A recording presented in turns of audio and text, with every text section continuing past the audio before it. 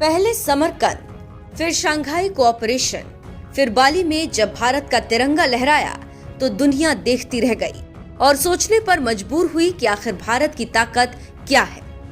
उससे पहले सितंबर में खून के आंसू रोने वाले अमेरिका को जब भारत ने पाक मामले पर आईना डायरेक्ट दिखाया तो हलचल मच गई।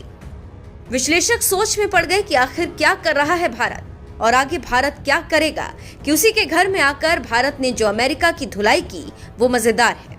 फिर क्या था? अब दुनिया की निगाहें भारत के साथ कदम ताल मिला रही है। अब उसी कड़ी में एक और धमाका हुआ। जी हाँ, यूएन के सदस्य देशों ने सुरक्षा परिषद यूएनएससी में निर्वाचित गैर स्थायी सदस्य के रूप में भारत के सफल कार्यकाल और इस महीने इसकी उत्पादक अध्यक्षता की सराहना करते हुए कहा कि इसने बहुपक्षीय कूटनीति के उच्चतम मानकों का प्रदर्शन किया। जानकारी देते चलें कि भारत ने 2021-22 में परिषद के निर्वाचित सदस्य के रूप में अपने 2 साल के कार्यकाल में दूसरी बार 1 दिसंबर को संयुक्त राष्ट्र सुरक्षा परिषद यूएनएससी की मासिक अध्यक्षता ग्रहण की थी। भारत ने इससे पहले अगस्त 2021 में यूएनएससी की अध्यक्षता संभाली थी।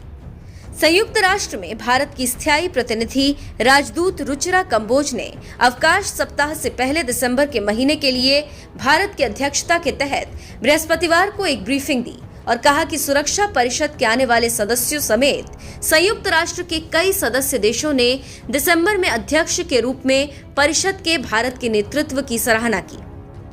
यूएनएससी में सुधारों की आवश्यकता पर बोलते हुए भारतीय अधिकारी रुचिरा कंबोज ने कहा कि हम इस तथ्य से पूरी तरह अवगत थे कि सुरक्षा परिषद में सुधार समय की आवश्यकता है। ये विश्वास हमारे कार्यकाल के बाद ही मजबूत हुआ।